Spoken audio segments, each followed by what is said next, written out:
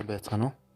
Өнөөдөр та бүхэнд Invincible буюу дийлдэшгүй зурлалын комикийн үйл явдлыг алгасаад Season 1-ийн ТV-д зурлалаар гарч ирсэн бүх ангийг нь ярьж өгөхөр шийдлээ. Зурлалын эхэнд уг хоёр ихэр ерөнхийлөгчийн цагаан ордондоо дайрж байгаагаар эхэлнэ. Уг хоёр ихрийн нэрийг Moral Twins буюу Moral ихрүүд гэдэг. Энэ хоёр нэг үндэ ихрүүд биш бөгөөд колони аргаар өөрсдөө хувилсан. Тэгээ аль нь жинхэнэ гэдэг дээр маргадаг учраас аль нь жинхэнэ зурлалаараа мэдэгддэг. Тэднийг зогсоохоор Guardians of Galaxy гэж энэ супер баатруудын баг ирнэ. Сайн ажиглаад бидний мэдих супер баатртай амар төстэй. Та харьцуулсан зургийг хинсаа хараарай. Эдгээр баатруудаас дурдууд Immortal, Darkwing, War Woman, Red Rush, Anchorage, Martian Man, Green Ghost гэж баатрууд байна. Тэдэн дээр нэмэгдэн зурлалын маань гол төрийн А бол Omni-Man гэж баатар орж байна. Тэрээр ихрүүдийг маш амархан байрна. Тэрээр энэ зурвал дээр нь гардаг гол дүрийн А бөгөөд дэлхий дээр байгаа баатруудаас хамгийн хүчтэй гэсэн үг. Хамгийн амгийн гэсэн үг. За одоо манай зурлалын гол дүр Марк болно. Түүний ээж Дэви. Аавыг нь Omni-Man биш Nolan гэж нэрээр нь дууд. Марк нь одоогор хүч чадалгүй бөгөөд аав нь хэлэхдээ Ультравайт иргэд өөр гаргаас хүүхэдтэй болоод хүүхэд нь 18 наснда хүч чадал илэрдэг. Марк сургууль дээр нэг охины дээрх хүж байгааг хараад туслах гэсэн боловч хүч чадал нь илрээгүй Марк зодуулж гүйд нөгөө охин Марк тусна. Оройн Марк цагийн ажлаа тараад хогоо гаргаж хажих үед хүч чадал нь илэрнэ. Энэ болсон үед л оройн аав ээжтэй хэлэх боловч аав нь ерөөсөө зовчдож хүлээж авдаг. Маркет маргааш битгэлтэй эрт унтаараа гэж хэлэх бөгөөд Маркет хүч чадал нь илэрсэнтэй холбогдвол өнгөрсөн үйл явдал нь санаанд орно. Нолан хүүхэд ахт нь Маркет Ультравайт гэж гаргаас ирсэн бөгөөд Ультравайт иргэд хэмжээшгүй хүч чадалтай бас өндөр технологи өндөр хөгжил төрсэн бөгөөд уг хөгжил хүч чадлаа бусд гаригд тараахын тулд уг гариг дээр амьдарч өөхнөр хүүхэдтэй болж тус гаргийнхаа хамгаалагч болж амьдрахаар явдаг. Тийм учраас би танаа ээжтэй танилцж энэ гаргийн баатар болж үлдсэн бөгөөд чи гарсан гэж хэл. Марк нь өглөө болохыг тэсэхгүй нисэж сурахыг хичээж шүнжэнгөө битгэл хийнэ. Маргааш өглөө нь Марк автагаа битгэл хийх үеэр Нолан хүүгээ хэр хүчтэй болохыг шалгахын тулд Маркет тулаанаа битгий зааж явах үеэр Маркийн хүч чадал төсрийг шалгахын тулд Маркийг зохиж үзнэ. Гэвч хүч чадал нь дүнгийн сэргэж байгаа Маркет гинтийн зочрол болно. Уг байдлаараа Марк болон Нолан битгэлээ зогсгоно. Марк их битглийн дараа ядарч маргааш нь сургуулийнхаа нөгөө дээрх хүүхэдтэй уулзраа болохоор болдог. Түүнд аавынхаа цохилтод нөлөөсөн ч уг хүний цохилт яаж нөлөөлөх вэ? Марк нь хичээлээ дараад битгэл хийж явах байх бөгөөд хитэн дээрэм хийж байгаа нөхөдтэй тааралд. Уг хүмүүсийн ахалж авч байгаа энэ чулуун ботой нөхрөг Титан гэдэг бөгөөд арьсаа чулуугаар бүрхдэг. Маркт чамархан ялагдана. Уг үйл явдлыг Omni-Man харж явах бөгөөд хүүтэйгээ уулзахаар болно. Марк өчигдрийн болсон явдалд бухимдаж аавыгаа дахид зохихыг шаардах боловч аав нь тайлбарлана. Ультравайт иргэд хүүхдтэйгаасаа битгэл хийж исэн бөгөөд дахид жим зүйл болохгүй гэж амлана. Түүний дараахан өөрийнхөө найз болох Росборн дээр авчирна. Уг хүн дэлхийн маш олон супер баатруудад хувцас хийж өгсөн бөгөөд Маркет өөрийн супер баатрын нэрээ бодох хугацаа өгж тэр үед нь супер баатрын нэрээ олсон цагт нь хувцас хийж өгөхийг амлана. Үүний дараахан Марк аав нь Маркет хэлнэ. Ультрамайтууд нас агт тусам хүчтэй болдог. Тулдаад өөрөөсөө хүчтэй дайснаас амьд малтар тусам хүчтэй болдог гэдгийг сонссноос Марк өөрийнхөө нэрийг Invincible буюу дийлдэшгүй гэж. Марк супер баатрын ажлыг хийгээд завгүй байж байгаа үед нь нөгөө дэлхийн хамгийн хүчрхэг гэдсэн багийг нэг дор зовлоорсон байх бөгөөд хинэн дуудснаа тэд нар мэдэхгүй байх үед Omni-Man технологийн дүүлэн дээр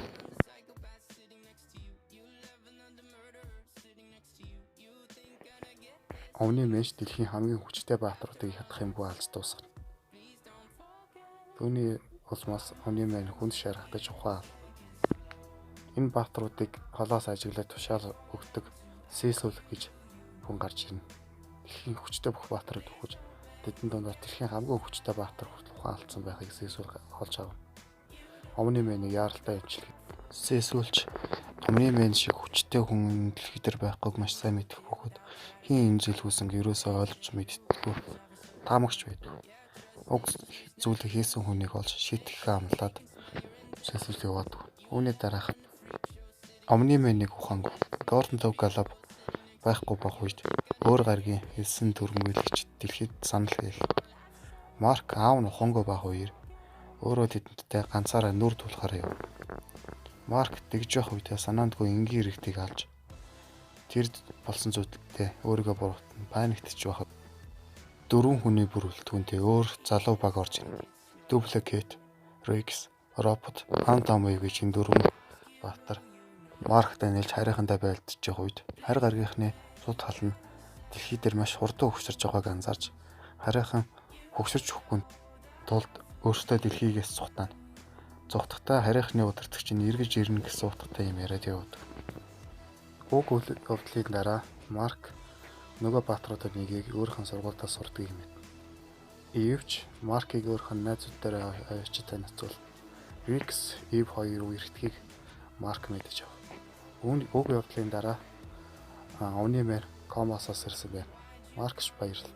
Вэлтром хоёрт ямар нэгэн шарах хасны дараа хурдан идэгдэг гэдгийг Омны мэн тавь. Сесүл Омны мэнээс юу болсон талаар асуух гэж ирсэн байх бөгөөд би дараа нь байцаалтаа асуухыг шаардаж Сесүлийг явахыг шаардав. Маркс нис чадвараараа сансараас дэлхийх ажиглаа байж байтал Айланд их Эллен гэж нөхөр гарч иж Марк руу дайрна. Маркч хариуд тулдаж тэр хоёр хэсэг хугацаанд Айланы чадварын ачаар бодлороо ярилцсан. Яг юу болоод дайрсан талаар асуухад Айлан тайлбарлахдаа гаргуудыг эзэлдэг хорон санаатай хүмүүс байдаг. Би тэдрийг гэж бодож чам дээр ярьсан. Нэгэд тэдний нэг биш дэлхий дээр юм хүчтэй хүн байгааг хараад би баярлж байна. Чи дэлхийг сайн хамгаалаарай гэж хэлдэг. Гэж Урат гэж гаргийг дэлхийдээ хамтарч ирснээ ухаарч Айлан нөгөө гариг руугаа явахаар нисээд яв. Марк маргаас сургууль дээр байж идэл өөрийг нь дээртгэдэг гэсэн хүүхэд өөрлөө нэрээд нэг захиа өгчөөд яваад. Уг захиаг нь уншаад үзлээ. Эмбер гэсэн нэртэй бас утасны дугаар байв. Эмбер намайг аварсанд баярлалаа гэж дугаараа өгсөн байв. Уг явдлын дараах нь нөгөө харь гаргийнх нь дэлхий дээр хөгшрөхгүй байх аргыг олсон. Марк шинэ найзуудаа дагуулсан тэдний зогсоохоор оролдоно. Гэвч тэдний удирдагч болох нүүрэн дээрээ сорвтон нөхөр Маркийг шинэ өмсгөлийнхаа ачаар ядах юмгүй дийлж яв. Яг алуулдгийн даваан дээр Омны мэн ирж хүүгээ аварна. Ноолнч энэ хар гаргийнхныг өстө хашрахаар нэг болж хэрэг их хүчний ялгаатайг болгов. Нөгөөдөл нь цухтарч яхад Омны мэн портлоор нь яваад орчих. Тэгээд ууг явдлыг юу болохыг та нар хараар. Seem to understand Earth isn't yours to conquer.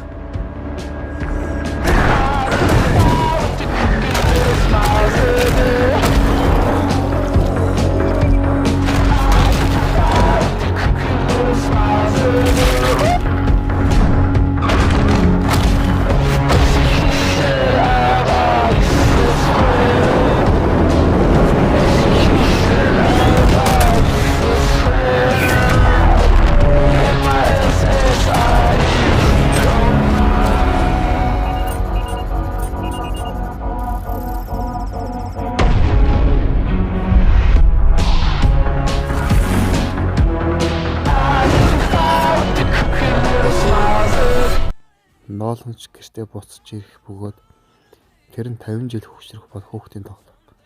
Учир нь Вэлтрамайтууд 10,000 жил насалдаг.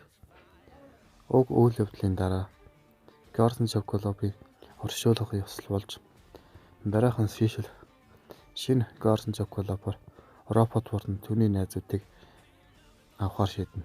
Робот ч гишүүд нэмж авах шаардлагатай болсон бөгөөд Маркаас өөрийнхөө багт орох санал тавьсан боловч Марк зөвшөөрдөг. Авшгаа ганцаараа байхыг хэлээд үздэг. Шинэ гишүүдэр гэвэл өөрийгөө жижиг болгож чаддаг Рэ гэж энэ охин.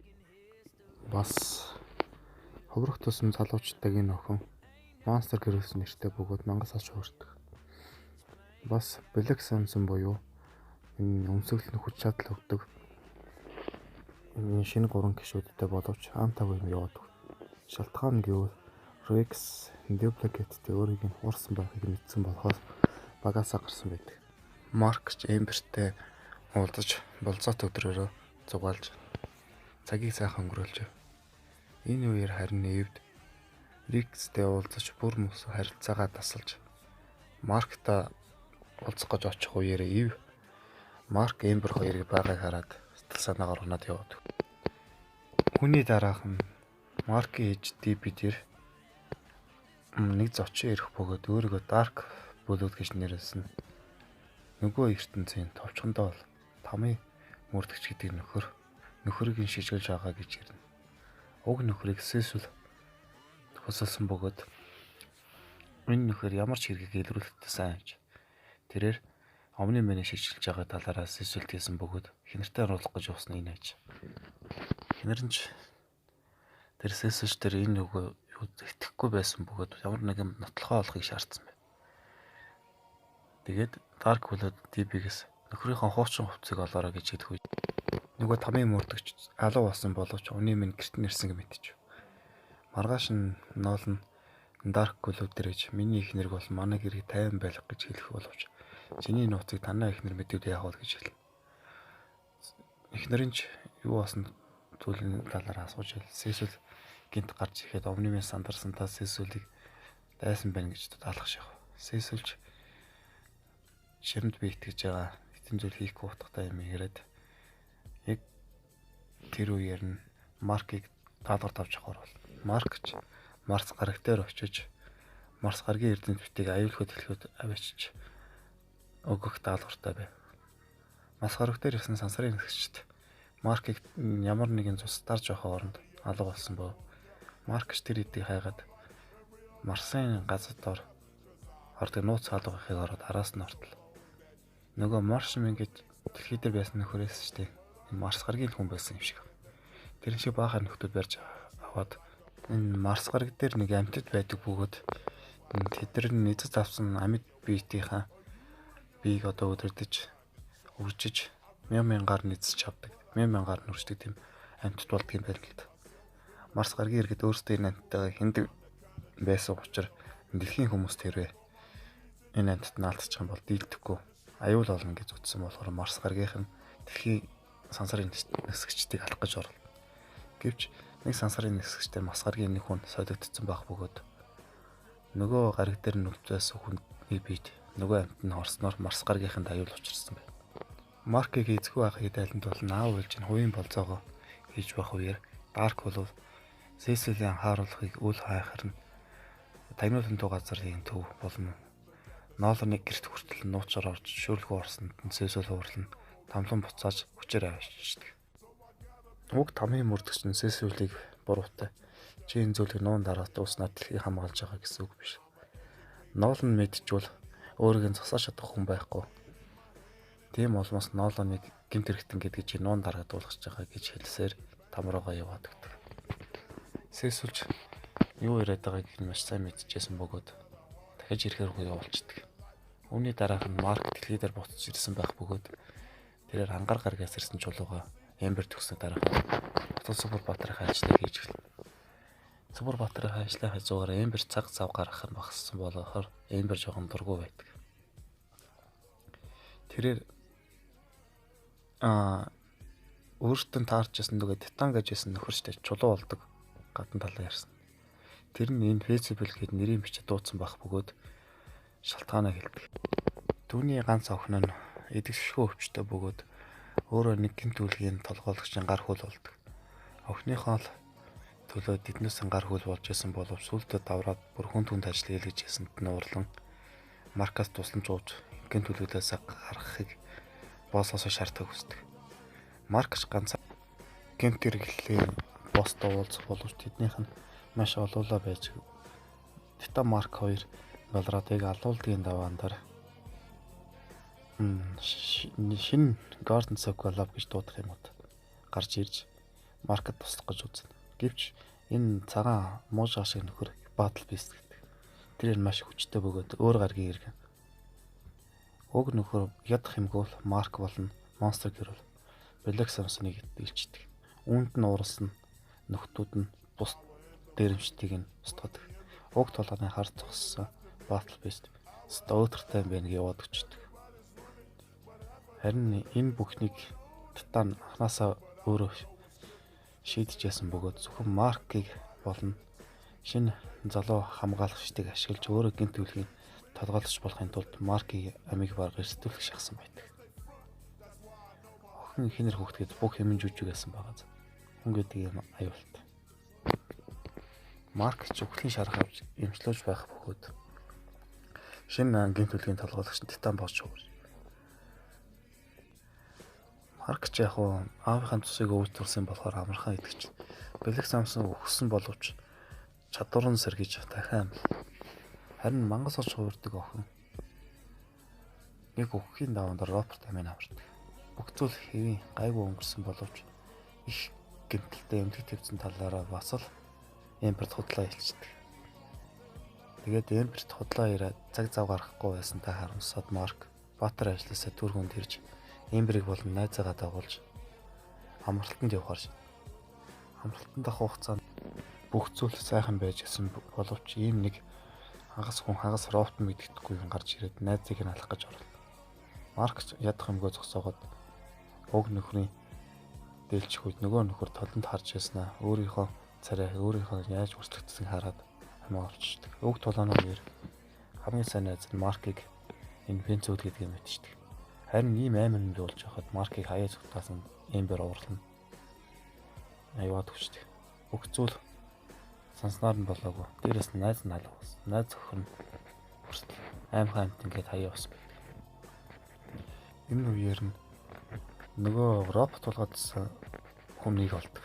Тэрээр ах сургуулийн сурагчид энэ амардаг газар бие хаа саятай хөгддөг барьж авч хүчээр робот тийм хүн мэддэггүй мангас болгож өөрөө удирддаг зэрэг хийх гэсэн галзуу өрдөнтөн байдаг.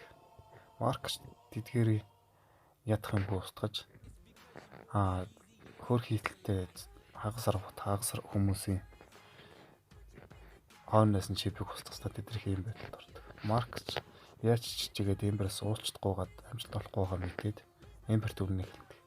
Эмберч энэ бүх цаг хугацаанд өөрийнх нь талаар нь мэдчихсэн гэдгийг Эмбер хэлээд Маркад эрт өмнө хэлээгөө дуурлаад явуулчихдаг. Уг үеэр нөгөө тамлуу буцаас өмнө Дэвид тэмдэглэлийн төвтрээ тамийн мөрдөгч чинь хувьсгал хөрөн шүгэнд нь орчихсон байна. Хувьсгалах шүгэнднээс нь тэмдэглэлийн төвтрийн завраа хайсаар Омны мэний хууцсан өмсгөлийг олчдөг. Нөгөө өмсгөлийг нь Омны мэний нөгөө нь супер хувцс хийж өгдөг гэсэн нөхөр дээр авчиж өсвөлдөг. Энэ дээр байгаа хувцснуудын дээжийг шалгаж өгөхийг асуудал. Хувцсны дээжээс нь нөгөө хурдан гүдэг нөхрөөс тэрний цус гараад ирдэг. Дэвид уурлан алуурт нь чи над худлаа ирсэн гэж уурлаад Омны мэнж уурлаад яваад өгдөг. Эхнэртээ өвшөлж өгдөг. Энэ үеэр нь Сесил Дэвиг засгийн газрын нууц байран дээр аваач хийж бүх зүйлийг хэлж бид нар мэдчихсэн ч нөхөрт чинь мэдчихснээ мэдгэж чадаагүй. Яагаад гэвэл тэр хяналтаас хараад зогсооч чадах баатарууд байгаагүй. Тэгээд шинэ залуу хамгаалагчдыг бэлэн байгаараа гэж хэлээд тэр үеэр нь гимсэн улс гişүүд нь хүртлэндээс гарч ирж таарна. Шатган машингийн Омны мэний эсрэг тэтнэсэг бэлэн байж гэсэн утгатай. Эдгээр ч өөрсдийг нь яагаад дуудсан мэдэхгүй байна. Робот гэдээс нөгөө нөхөр байдаг шүү дээ. Гэсэн юм дээр ийм нэг гажигтай амьд организм байдаг. Төрхийн гажигтай ч юм. Гэтэ маш онцгой чадвар нь ухаантай. Тэрээр алсаас роботууд хийж тэднээс удирддаг хүн байд. Робот ч гişүүдээ бэлтгэж байх үеэр роботны санаа гаргасан нөгөө нэг цовруул эхэлж яхад колон ус хэрэгсэн шүү дээ.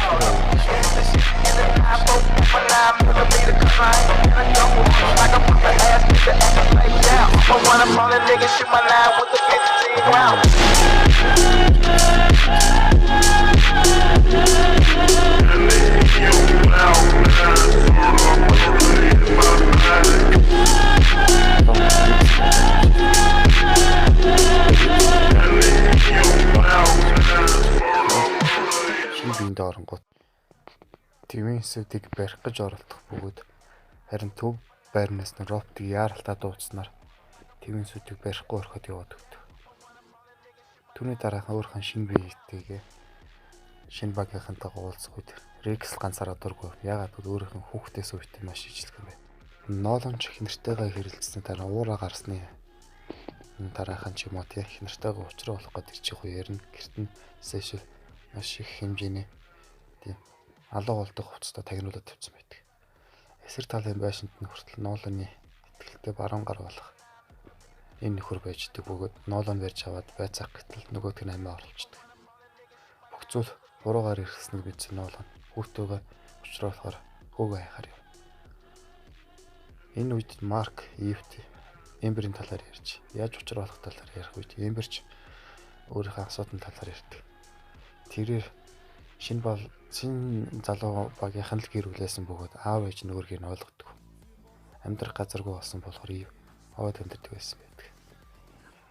Энэ хоёрын ярианы үеэр Нол Марк хоёрыг уулзуулахгүйгээс Сесил бүхэл арга чаргаа хөвлөж идэг. Тэрээр сансар дээрээс маш өнтэй бугар буудавч Нолн ядах юмгүй нөгөө бууг нь очиж устгачдаг. Нөгөө хачин хүн роботууд эстэй Cyborg тэднээсээ Ноландууд яриулсан боловч юм болдог. Бүр аргаа ядаад нийтийн хүчтэй мангас Нолоныг зовоож исэн нэг мангас Сесил хоёр төхөн хүчтэй болгон амьлуулсан байдаг. Овны мэнч тэр мангастаа нэлээд хүнд тулаан хийж явах үеэр Сесил Антамевыг дууд. Антамев Марктай явж явах үеэр Марк төрүүлээ насчдаг.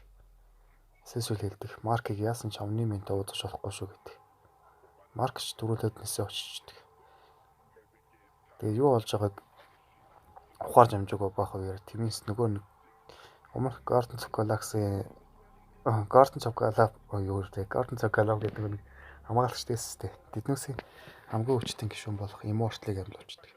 Энэ нөхөр өгцөн байсан ч гэсэн одоо би эргэтнүүд нургаж уснаар амьдчдаг юм байна л та. Тэгээ Immortal гэж нэртэй болсон.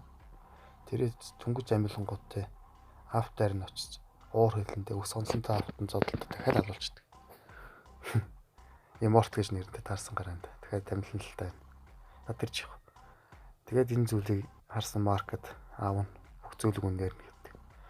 Милтрамайтууд чиний бодж ясч тийм хүмүүс өшөө. Тэд нар дайн тулаа. Энд эдийн гариг ертөнцийг эзэлж энд дөрөв улмаа өгдөж ноёрхлоо тогтоох гэсэн тийм эзэн төхөөрөм байдаг.